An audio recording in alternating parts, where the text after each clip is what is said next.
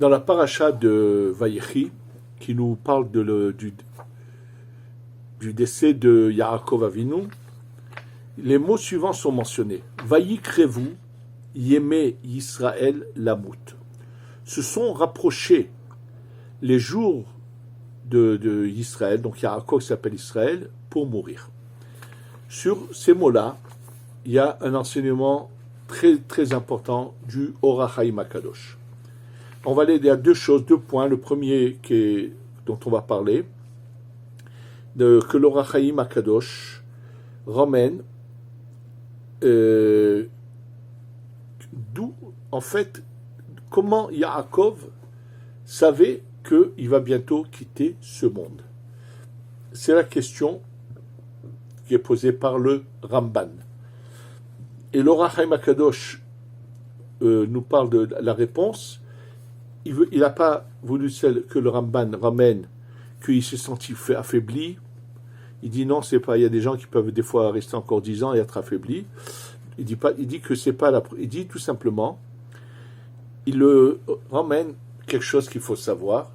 Et donc dans les paroles selon l'explication du Or HaChaim HaKadosh, qui est basée sur le Zohar, en fait, il était clair que Yaakov était dans les 30 jours avant sa mort. De quoi s'agit-il? En fait, dans le Zohar, c'est marqué plusieurs fois que ce qu'on appelle le Tselem. Le Tselem, en fait, la vitalité qui est en nous, qui est partagée en 5 parties, mais 3 à l'intérieur et 2 à l'extérieur. Le Nefesh, qui est cette partie divine qu'on appelle le Nefesh, réside essentiellement dans le foie en envoyant sa lumière dans tout le corps. Le Ruach réside essentiellement dans le cœur en envoyant sa lumière dans tout le corps. La Neshama qui est dans la tête, qui réside dans la tête en envoyant sa lumière dans tout le corps. Ces Nefesh ou Neshama sont à l'intérieur. Et nous avons en dehors de nous 2 lumières qu'on appelle Or Mekif qui nous entourent et qui, en fait, nous protège et nous garde, et qui se trouve à l'extérieur de nous, qu'on appelle Chaya et Yehida. Et le Zohar nous enseigne que 30 jours avant qu'une personne quitte ce monde, parte de ce monde, ces lumières extérieures qu'on appelle Chaya et Yehida commencent petit à petit à se retirer de la personne. Ça, pendant 30 jours, tous les jours une partie, et lorsque ce or qui entoure la personne, lui, quitte totalement, alors la lumière qui est à l'intérieur ne peut pas rester, et à ce moment-là, la lumière qui est à l'intérieur sort, et la personne trépasse par de ce monde. Donc, il ramène que les tzadikim, eux, savaient à quel moment leur tselem commence à partir. Cette partie, en fait, dans le tselem, c'est le mot tselem s'écrit tzadi, lamed même. Tzadi représente la lumière qui est à l'intérieur. Le lamed est le même du mot tselem et la partie de la lumière de cette neshama qui est à l'extérieur, qui s'appelle Chaya Yehida. Et d'ailleurs, dans le Zohar, il a raconté l'histoire de Rabbi Yitzhak, l'élève de Rabbi Shimon ben Yochai, qui un jour, lorsque vient un de ses amis le voir, il commence à lui demander à son ami de s'occuper de son fils, il lui dit, mais pourquoi il a de tels propos? Il lui dit, il sait qu'il va bientôt partir, pourquoi? Il dit, lui, il voyait son tselem de manière régulière au moment de ses prières, et là, il voyait que le tselem, il ne le voit plus, donc il a compris qu'il était dans les 30 jours. C'est d'ailleurs ce que le Or HaChaim HaKadosh lui-même ramène comme preuve du Zohar pour dire que comment Yaakov, Israël, savait qu'il allait mourir. Et les paroles, c'est que, comme il le dit, ramène les paroles du Zohar. En fait, dans le cas de Rabbi Yitzhak, ce qui s'est passé, c'est que ces 2 rabbanim, celui de l'ami de Rabbi Yitzhak, vont chez Rabbi Shimon ben Yochai, et lorsqu'ils commencent à s'approcher de la maison, ils rentrent, le Rabbi Shimon ben Yochai voit que l'ange de la mort tourne autour de Rabbi Yitzhak. Et là, tout de suite, Rabbi Shimon ben Yochai s'exprime en disant, ceux qui ont l'habitude de rentrer peuvent rentrer, ceux qui n'ont pas l'habitude de rentrer, je leur demande de ne pas rentrer chez moi.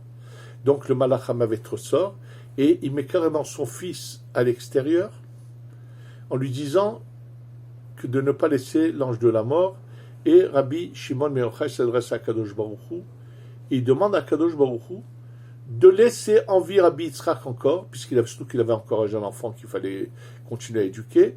Il lui demande de le laisser en vie jusqu'au jour où Rabbi Shimon ben Yochai quittera ce monde. À ce moment-là, Rabbi Yitzhak partira avec lui de ce monde. C'était bien sûr la puissance, la force de Rabbi Shimon ben Yochai de pouvoir allonger la vie à quelqu'un, mais de là, en tous les cas, l'Orach Haim HaKadosh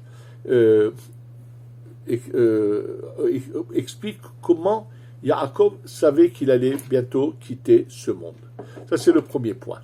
Maintenant, le deuxième point qu'il explique aussi, la question que se pose l'Orach Haim HaKadosh. Comment peut-on dire que des Vayikrevu, Yémé, Israël, se sont approchés les jours d'Israël pour la mort, c'est-à-dire que les jours s'approchent. Qu'est-ce que cela signifie? Et là, il va nous donner un enseignement très très important. Il faut que vous sachiez que chacun qui descend dans ce monde vient pour un but précis. Et il a donc des réparations à faire. Maintenant, ces réparations qu'il a à faire, c'est pas que son âme a besoin de réparation, pas du tout. C'est tout à fait l'inverse, comme je l'ai dit déjà dans un cours précédemment, qu'en fait cette partie divine descend aider à réparer des parcelles de lumière qu'on appelle des levushim, comme des vêtements spirituels que nous devons réparer. Et c'est ça ce que le Orach Haim vient nous enseigner, et il explique comme ça, qu'en réalité, chacun vit en fonction du nombre de parcelles qu'il a besoin de réparer. Ça veut dire les nombres de jours. On sait que dans une année, il y a 365 jours. Donc, celui qui vivra 100 ans, ça sera dit 100 fois plus. Celui qui vivre 80 ans, 80 fois 365. Et là, il explique qu'en fait, chacun vit le nombre de jours qu'il a besoin de réparation. Et chaque jour est une entité qui répare. Donc c'est ça ce qui veut dire le passouk en disant Vayikrevu Yemei. Les jours qui restent à Israël et à Yaakov à réparer sont en train de s'approcher. Ça veut dire qu'il est à la fin de son but, du but pour lequel il a été créé. Il est en train de finir son travail. Et là, il explique que c'est la raison pour laquelle c'est impératif de dormir la nuit, parce que quand quelqu'un va dormir, la journée qui a été réparée monte en haut.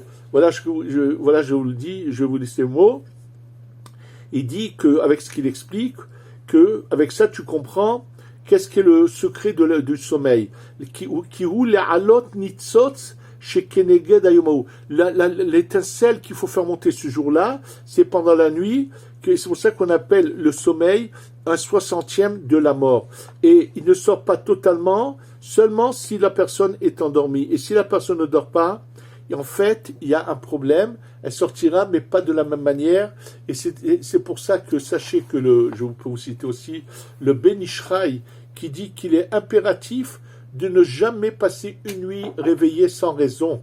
Ça veut dire que c'est très important. Il dit même si quelqu'un veut faire ce qu'on appelle tikkun karet, qui est en fait un tikkun, celui qui a fait quelque chose de très grave. Il sait qu'il a par exemple il a eu une relation avec une femme nida et qu'il est passible de karet. Celui qui va annuler ce décret de karet, c'est de rester la nuit entière réveillé à étudier. C'est une certaine étude, c'est pas important, mais en passant comme ça. Et il dit le Ben Ishraï, seulement celui pour qui c'est impératif pour une réparation pourra rester réveillé. Mais sinon, c'est impératif de dormir parce que ça permet à cette parcelle de monter. Maintenant, que se passe-t-il si une parcelle a été abîmée? Ça veut dire que quelqu'un, au lieu de faire ce qu'il avait à faire, il a passé une journée avec des fautes. Donc, qu'est-ce qui va se passer? Il va y avoir un étincelle qui va monter et qui est détérioré. Alors sachez que, comme il dit qu'il est possible de réparer ce nitzot par la tchouva, et il dit la tchouva, c'est une des bontés de Dieu. Alors que cela signifie? Cette parcelle est déjà partie, comment peut-on la réparer? En quoi la tchouva peut agir et peut faire qu'on puisse récupérer une parcelle qui est déjà partie et la réparer? Sachez que dans la tchouva, il y a deux sortes de tchouva. La tchouva par la crainte, le repentir par la crainte de peur d'être puni, de pas avoir qu'on risque de voir qu'on n'a plus de rentrée d'argent, toutes sortes de craintes d'avoir des ennuis dans la vie à cause des fautes. Celui qui fait une telle teshuva ne répare pas. Il amoindrit les punitions, mais il ne répare pas. Pour réparer, il faut la tchouva me'ahava, la tchouva d'amour, où quelqu'un prend conscience comment j'ai pu aller à l'encontre de ce que Hachem, Dieu attend de moi. Comment je peux lui faire une chose pareille? C'est le meilleur papa au monde, Akadosh Baruch Hu. Il est tellement bon, il nous fait tellement de bien, il nous donne la vie, on lui doit tout. Comment on peut aller à l'encontre de ce qu'il désire? Donc la tchouva me'ahava, qu'est-ce qu'elle fait? Il faut savoir, le Zohar dit que le mot teshuva se partage en deux. Tashuv et He. Le He va revenir à sa place. Dans le nom de Dieu, la lettre He figure deux fois, à la fin et au début. C'est Yud, on dit He, Vav et He. Alors en fait, celui qui fait tchouva par crainte, c'est le dernier He. Et c'est pas une vraie tchouva. Par amour, c'est le premier He qui s'appelle la Bina. La Bina est le luminaire qui est au-dessus du temps. Le temps est une création qui est en allusion dans le Vav et le He du nom de Dieu. Le premier He est au-dessus du temps. Celui qui fait tchouva par amour se rattache à la Bina, et puisqu'il se rattache à la Bina, il peut aller chercher les parcelles les journées qui ont été entachées, qui n'ont pas été réparées, les reprendre et les réparer. Donc c'est ça ce qui nous explique que tous les jours, il y a une journée, le Nitzot, l'étincelle de cette journée monte, et qu'on peut quand même les réparer, bien qu'ils nous ont quitté ces journées-là. Donc il explique à travers ça ce que veut dire Vayikrevu Yemé Yisraël Lamout, qu'on a un nombre de jours, et quand les jours s'approchent de leur fin, donc ils se sont rapprochés, ce qui va provoquer le départ de la personne. C'est ça ce qui est enseigné dans ce pasouk. Et avec cela, le Ohr HaChaim HaKadosh continue et va expliquer quelque chose de surprenant. Comme il le dit, pourquoi les premières générations, c'est-à-dire depuis Adam Arishon jusqu'au déluge, et même après un peu le déluge, il y en a qui ont vécu, mais comme Adam Arishon 930 ans, il y en a qui ont vécu 700, 800 ans. Bien que c'était, comme je vous l'ai déjà dit dans d'autres cours, c'était une vie bien plus spirituelle que celle que nous vivons aujourd'hui. Mais pourquoi nous, on n'a pas cela? C'est-à-dire, qu'est-ce qui s'est passé? Qu'est-ce qui a fait que tout d'un coup, c'est vrai, ils ont fauté et tout, mais pourquoi Hachem a donc-il changé tout le système de la terre, nous a rendu bien plus matériel et beaucoup moins d'années? Même Abraham a vécu quand même 180 ans. 175 ans, pardon. Il n'y a que Yitzhak qui a eu 180. Donc, ils ont quand même, c'était pas aujourd'hui qui arrive à être centenaire. Donc, pourquoi ça s'est passé comme ça? Alors, le Ohr HaChaim, pour l'expliquer, avec ce qu'il a expliqué qu'en fait, on est là pour réparer, que le Nefer Shuach Neshama Chai Yehida, ces parcelles divines descendent pour nous faire réparer ces parcelles de vêtements, de lumière que nous avons réparées. Il dit, écoute bien. Il dit, pour le comprendre, je vais te donner un exemple. Il dit, le Machal Bézé. Il donne l'exemple suivant. Les Meler Shehilek Avanim Tovot Abayim Matzav Laumanim. Un roi qui avait pris lorsque les diamants sortent de la terre, et il leur donne, alors il a appelé ces professionnels qui savent travailler, nettoyer les diamants, les embellir, et au début, il a donné à chacun une grande quantité, et il leur a demandé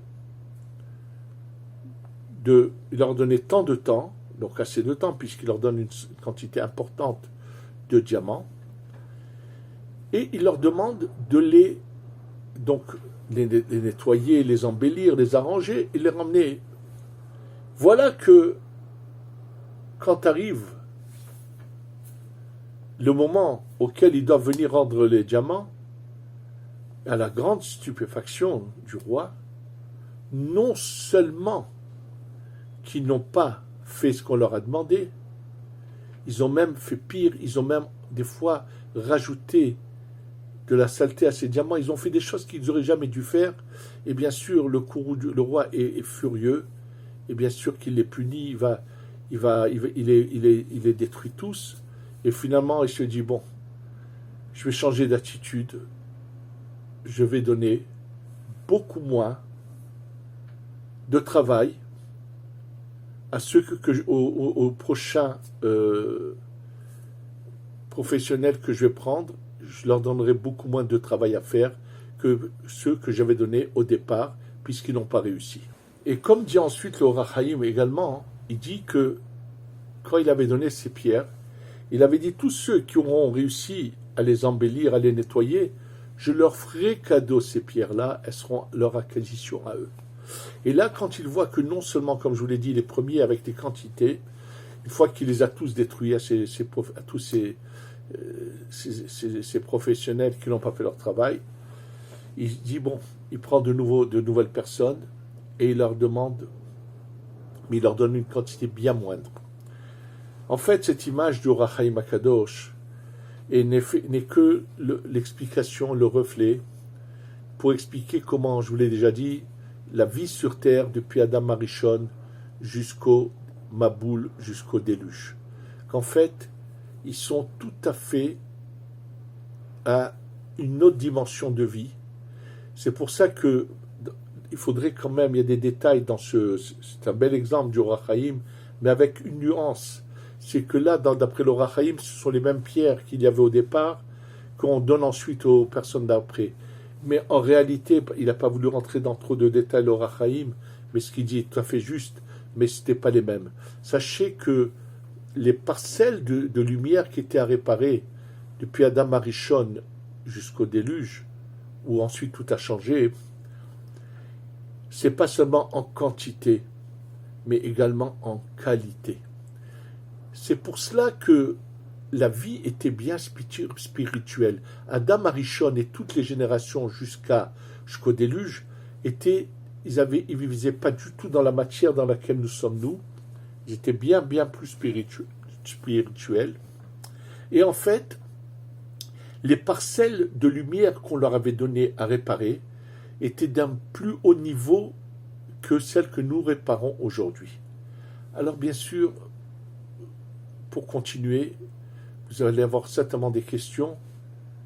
Qui a abîmé ces parcelles de lumière? Pourquoi on parle de lumière entachée comme ces diamants de la terre? N'oublions pas ce qu'on a souvent enseigné. C'est qu'avant que le monde soit créé dans la Torah, comme nous le parlons de la création, il y a eu une période antérieure où nous étions complètement spirituels, où c'est nous qui avons fait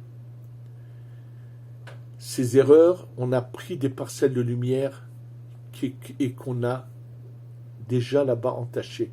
Et c'est nos parcelles à nous que nous revenons réparer. Il faut savoir qu'il y en a qui ont réussi et qui, eux, ne sont jamais redescendus dans ce monde, qui sont restés au Gan Eden, pas comme Adam Arishon, avec toutes les âmes du peuple d'Israël qui étaient inclus en lui, mais il y en a qui étaient bien plus hauts que nous. Et eux sont restés parce qu'eux ont fait leur travail à ce moment-là. Et au départ, Dieu, Hachem, veut commencer par la réparation des parcelles les plus élevées, donc pas seulement en quantité, mais en qualité. Donc en fait, la vie sur Terre n'a rien à voir avec ce que nous vivons, comme je vous l'ai déjà dit plusieurs fois. Et pour ceux qui connaissent un peu ces notions du Harizal, quand on parle de destruction de ces mondes, on parle toujours de 7 niveaux. Mais ces 7 niveaux existent aussi c'est-à-dire à plusieurs fois 7 niveaux. Il y a 7 niveaux qui s'appelleront Shiva Melachim Darir, ça veut dire qu'ils sont à une spiritualité d'un grand niveau qu'il faut réparer. En fait, il y a 5 fois ces 7 niveaux. Et en fait, au départ, depuis Adam Arishon jusqu'au déluge, on leur donne le numéro 1, les 7 niveaux qui ont été détruits dans les mondes du Tohu, qu'il faut réparer, à un niveau donc spirituel bien plus élevé. Donc c'est pour ça qu'il y a aussi un nombre d'années qui est inimaginable, 930 ans pour Adam Arishon, et toutes ces générations. Il ne s'agit pas du tout de la même sorte de vie que la nôtre, c'est tout à fait une autre dimension, un autre niveau de spiritualité, mais eux ne réussissent pas. Et là, après le Maboul, Dieu comprend qu'il va falloir baisser le niveau et prendre d'abord les 7 destructions des numéros 4 et 5 puisqu'il y a 5 fois, qui représenteraient un peu le corps, et c'est ce que nous sommes en train de réparer, et c'est pour ça que donc chacun répare un nombre de parcelles qu'il a réparées, ce qui correspond au nombre de jours de la vie qu'il doit vivre, et ce qu'aurait dû réparer, depuis Adam Arishon jusqu'au déluge, bien sûr qu'on aura à le faire, mais on va le faire une fois qu'on aura d'abord ceux qui auront mérité après la venue du Mashiach. Il ne faut pas croire qu'après la venue du Mashiach, on est assis à rien faire, pas du tout, on va continuer au contraire des réparations bien plus hautes, on va reprendre un peu ce qu'eux n'ont pas fait, continuer, et quand on aura dépassé les 5 fois ces 7 niveaux qui seront tous réparés, on va monter à le 7 représente toujours le corps, on va monter à une étape supérieure qui est le 7e millénaire, qui est une sorte de Shabbat, qui est les 3 supérieurs qui ont besoin. Vous allez me dire, mais si c'est le 7 seulement qui ont été abîmés, qu'est-ce qui se passe? Il faut savoir que tout ce qui s'appelle bon, c'est relatif à ce qui est au-dessous, mais qui est imparfait et qui s'appellera 7 par rapport au niveau qui est au-dessus. Il faut savoir qu'il y a un nombre sans fin de réparation de niveau en niveau, mais que nous, ceux qui auront su pendant ces 6000 ans faire ces réparations, passent à l'étape d'après, on se rapproche d'Hachem, et on monte comme ça de niveau en niveau, sans fin, qui s'appelleront comme des shmitot, mais en supériorité, en niveau supérieur, en montant de niveau en niveau. Donc, en fait, toute notre vie, nous sommes là à réparer des parcelles de lumière. Chaque jour, c'est une réparation. Et malheureusement, quand quelqu'un n'est pas conscient de tout cela, la vie est un passage où on oublie que le but de notre existence, où les gens sont là à chercher à améliorer leur confort, ils sont attachés à la matière, en oubliant le but de cette création. Je ne dis pas qu'on doit vivre comme des curés, pas du tout. On doit jouir, parce que pour bien réparer, il faut que le corps également soit heureux et participe à cette réparation. Puisque, comme je vous le rappelle, la récompense du corps se fera à l'entrée du 7e millénaire, puisqu'aujourd'hui, lorsqu'une personne part de ce monde, il n'y a que sa neshama qui va au Gan Eden, son corps n'est pas récompensé de ce qu'il a participé à tout cela. Donc, et la vraie récompense va arriver au moment du grand jugement à l'entrée du 7e millénaire, où les corps revivent et reviennent dans leur forme, et à ce moment-là, le corps va être également récompensé à sa participation des mitzvot. En attendant, les neshamot jouissent dans le Gan Eden, mais c'est une sorte de stand-by. La vraie récompense, c'est ce qu'on appelle les Atid Lavo, avec le 7e millénaire. Pourquoi faut-il aussi que le corps participe s'il n'y a pas tout le confort nécessaire, comme le dit le Ben Ishraï. Le Ben Ishraï nous dit pourquoi nous disons Shabbat, on dit Shabbat Shalom. C'est comme ça que les Séfaradim du monde entier disent Shabbat Shalom. Il explique le Ben Ishraï, il dit toute la semaine, quand quelqu'un se donne à fond à la Torah et oublie son corps, ne mange pas assez, ne fait pas cas, son corps se plaint, dit mais ça suffit, pourquoi tu ne penses pas, j'ai besoin aussi de jouir.